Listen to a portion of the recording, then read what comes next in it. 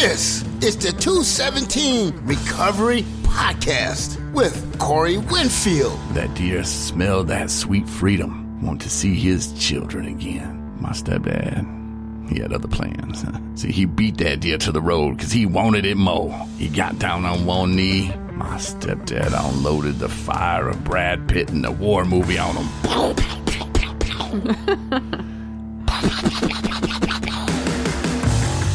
It is the 3rd of December, 2022.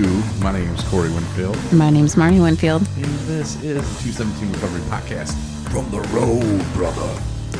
From Southfield, Michigan. Oh, yeah. We're going to the Detroit Lions game tomorrow. They're taking on the Jacksonville Jaguars. And I noticed something, and you noticed it too, I guess last week, when the Jaguars were playing, whoever they were playing. Mm-hmm.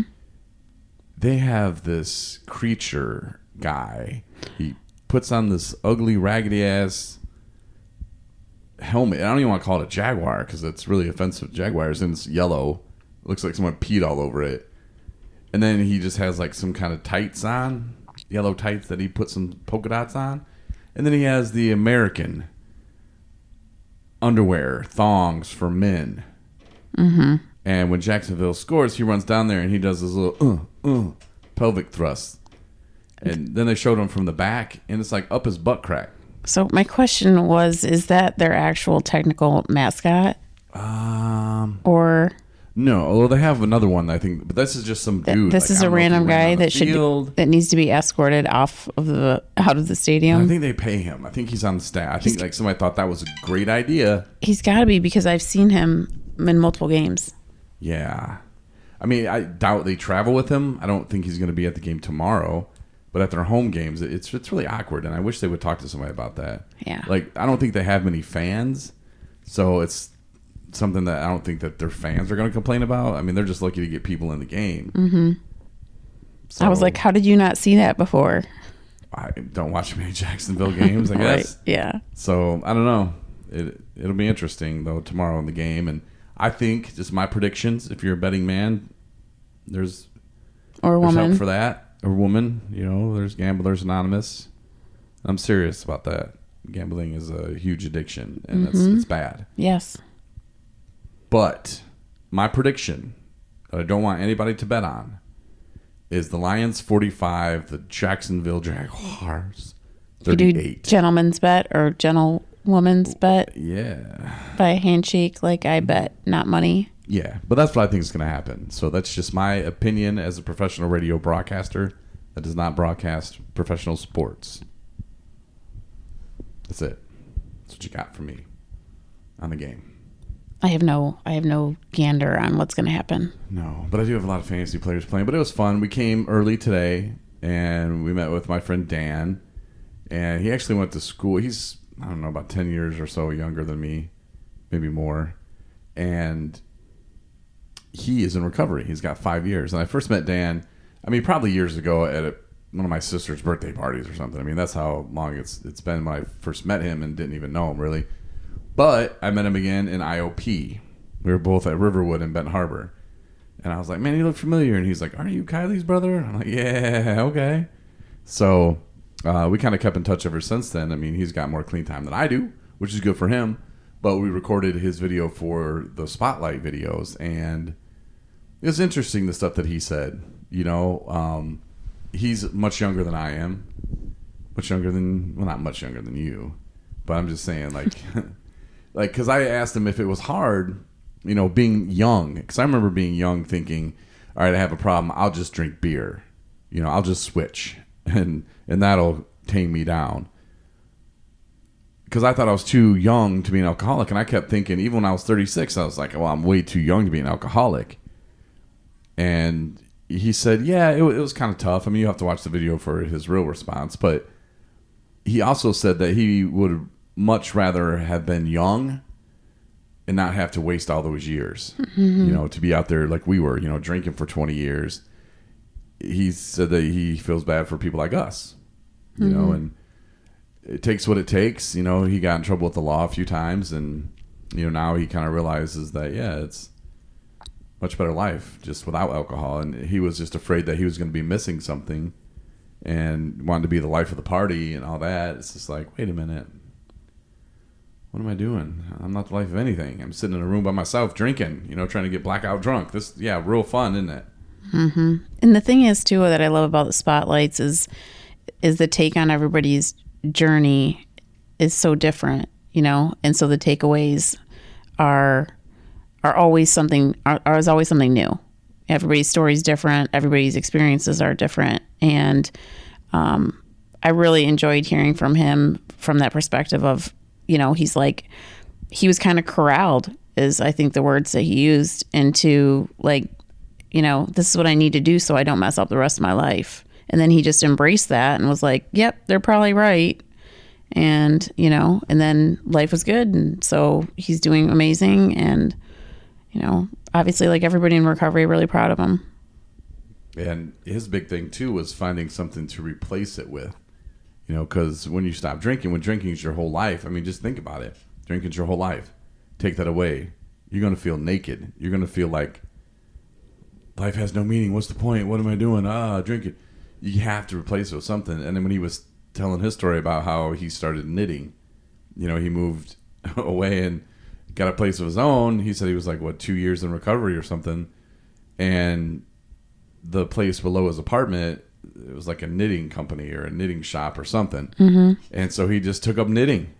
He's like, I replaced it. And then he moved on to chess and now at school and other things. But if you're just thinking, well, I'm just going to stop drinking, and you don't do anything to alter what you're doing, you're going to be miserable, and you're going to hit the wall, and you're going to be like, this isn't worth it. Mm-hmm. And it doesn't take much to start going back down that road, and your brain starts telling you, liquor store is not too bad right now. You got a 3-day weekend. Nobody will know. Go down there and get you some. Yeah. He made a good point, too, about talking about, even though he had a little bit of time when COVID hit, that it was hard for him. Mm-hmm. That it was that the triggers were more intense because there was all this free time, and there's this, you weren't interacting with anybody. And so, I mean, we had each other, right? And I actually got to be able to work through that. I say got to. No, I was grateful for that. But, I can't imagine having just to literally have, however many months where people that were just laid off with nowhere to go and nothing to do. Yeah, we know COVID took a lot of people down. Yeah. That's for sure. Not just with COVID, but with the substance use disorder and whatever your drug of choice is. But yeah, especially alcohol, because that's one thing they didn't stop. They didn't close the liquor stores. They didn't close, they didn't stop selling liquor. Right. In fact, they had record sales, and that makes sense. You're telling people to isolate, and, did a lot of people come out of recovery for that? Probably. But we all have choices. We had a choice. We could have drank, but we chose not to, and getting through that first couple years, some would say it's hard. I don't know. I picked up podcasting, podcasting was my thing apparently. And it really did. It filled a lot of voids for me, being that was my career for so long, being in broadcasting and missing that and wanting to entertain people some kind of way, wanting to entertain myself in a meaningful way. And, it just kind of became my hobby. And, we still do it today, obviously. And it's fun. It really is for me. I know it drives you nuts sometimes. And I'm like, hey, just a minute ago, I'm like, let's do a podcast. And you're like, I thought Tyrone was doing it with you. Because that was the plan at first, too. We were going to get a bunch of people here. And a couple of people are arriving later. And I was just like, man, we just did Tyrone's video again. I think he wants to watch the Michigan game, kind of chill out. I know Tyrone is, he's not loner, but he likes his Tyrone time. Right. And he likes to relax. And, so to have him come back over here to do a podcast, I just thought, well. And then Adam and Emmy, who I thought would be on it with us, they're a little late tonight getting here. So I just thought, man, they're not going to want to come in and do a podcast. So. Right. Thanks, honey. You're welcome. I know it annoys you sometimes, but that's what I'm saying though. I would have done this podcast even if you just said no. I just would have been making fun of you the whole time over here. Really? Mm-hmm. Yeah. That would have been, what do they call it?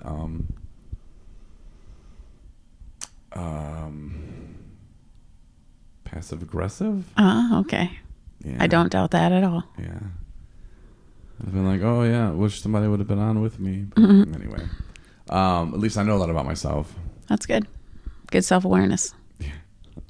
Being aware is half the battle. But no, I mean, this is fun. This is what recovery is about. And there's a lot of people that are coming to the game tomorrow. 9 people, matter of fact, that are coming from Traverse City. And thanks again to Addiction Treatment Services for allowing them to come down, you know, and hooking up the gas for them. And I appreciate that. And, you know, we gave them the tickets because, you know, the Lions gave us tickets. And that was kind of my thought behind it. It was like, hey, let's give them to people who are in early recovery that might find this fun and might find it enlightening that they can get out and they can go to a football game, you know, and it'd be sober. And we thought about tailgating, but I just kind of thought, I don't know. Not everybody's at the same place. Like, I'm good, you're good, Tyrone's good, Justin's good, but it doesn't mean one of them's not. One of them might be like, oh no. Yeah.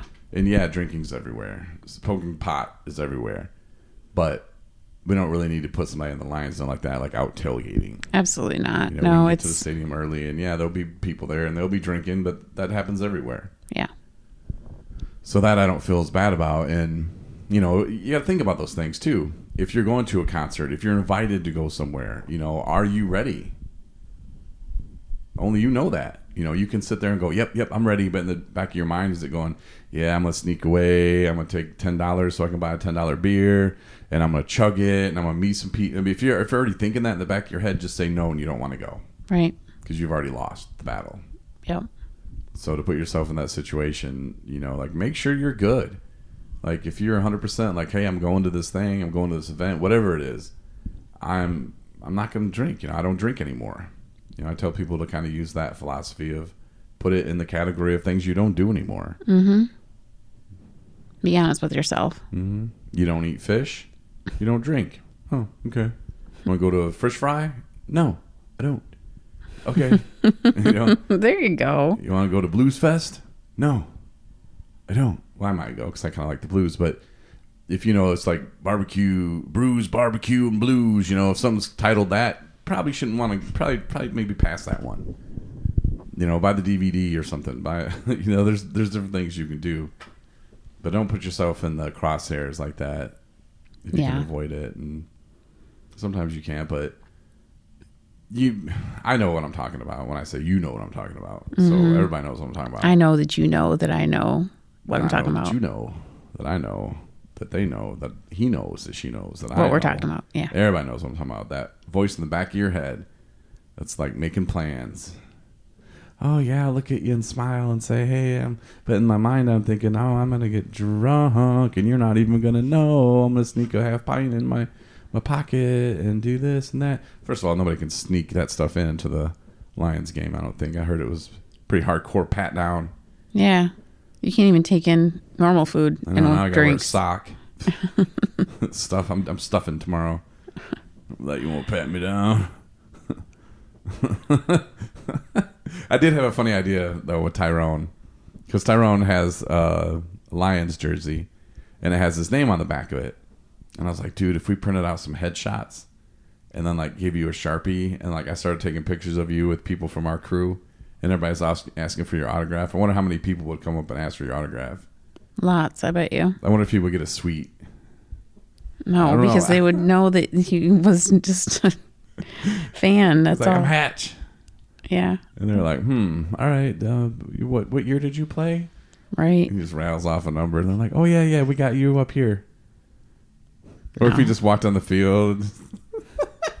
I could just see, like, I don't know. My mind is twisted. But I could just see, like, CBS or Fox or whatever the game's going to be on them, like, showing Tyrone, like, standing on the sideline with his Hatch jersey on. And they're like, oh, and there's Hatch from 79. Or is that number 79? Yeah, I think he played in late 80s. I can see them actually like trying, like doing some research on it.